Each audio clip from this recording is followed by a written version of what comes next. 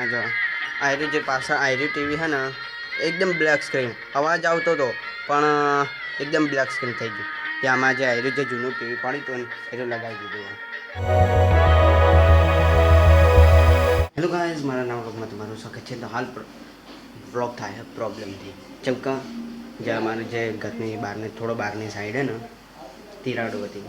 તિરાડો જે પપ્પા બીજી પેલા કામ એક અમારે જે હે ને એટલે આમ घर जो सब बने एक ધાબુ बनाया तो ધાબુ કન સિમેન્ટ ના એ લેતા હે તો પપ્પા હાલ તિરાડો પૂરી તો હું તમને બતાવું તો બતાવી શકું. દાદા તો ટીવી જોઈ છે દરરોજનો.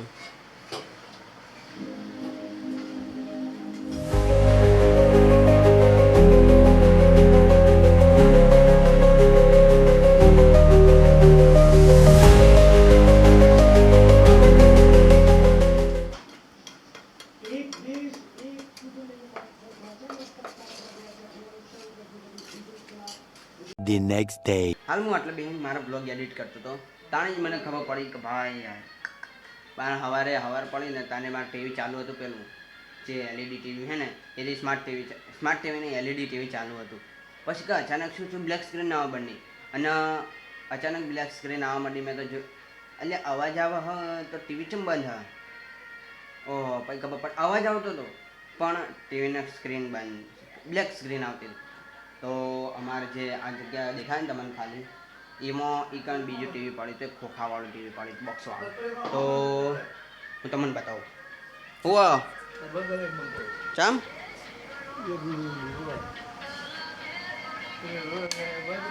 એટલે થયું એવું કે ટીવી ચાલુ હતું. હા કરું કે થયું એવું ટીવી ચાલુ હતું. જે એલઈડી ટીવી હે ને એ ચાલુ હતું બરાબર. દાદા સમાચાર જોતા હતા અને અવાજ તો ચાલુ જ હતો. અમે જોયું જ નહીં કે ટીવી ચાલુ કે બંધ હા અને બ્લેક સ્ક્રીન થઈ ગયું. અવાજ આવતો હતો, બધું કમ્પ્લીટ હતું. અવાજ સમાચાર ચાલુ હતા, અવાજ સંભળાતો હતો પણ અચાનક સ્ક્રીન બ્લેક થઈ ગઈ. વાહ! એટલે અમારી બાજુ બેકઅપમાં જે જૂનું ટીવી હતું ને એ પડ્યું હતું તો એવું લાગે હતું. પણ આવું તો અચાનક તો ના થવું જોઈએ. હું તમને બહાર જઈને બતાવું છું. હા હા જો આયરી જે પાછળ આયરી ટીવી છે ને એકદમ બ્લેક સ્ક્રીન અવાજ આવતો હતો પણ એકદમ બ્લેક સ્ક્રીન થઈ ગયું. ત્યાં આમાં જે આયરું જે જૂનું ટીવી પડ્યું હતું ને એટલું લગાવી દીધું. ત્યાં આમાં પિક્ચરો અને સિરિયલો જોઈશું. શું કરીએ યાર, આવું થાય કે કાંઈ આગળ શું થાય. એટલે હજી જેટલી વસ્તુ બગડશે યાર. તો ટીવી એટલે ટીવી અવાજ આવે પણ ડિસ્પ્લે જ નહીં આવે, સ્ક્રીન બ્લેક આવે. તો કોક કરવું તો પડશે, ઠીક તો કરાવવું જ પડશે ને. વોરંટી ગેરંટી હા કે નહીં એ જોવું પડશે.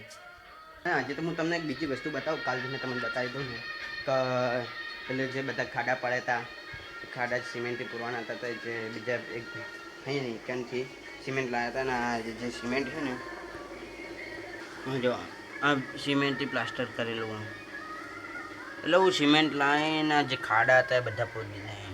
આ થોડો રહી ગયો ને આ બધા જે ખાડા એ પૂરી દીધા એ પૂરેલા છે. ને એક બીજું તમામ બધું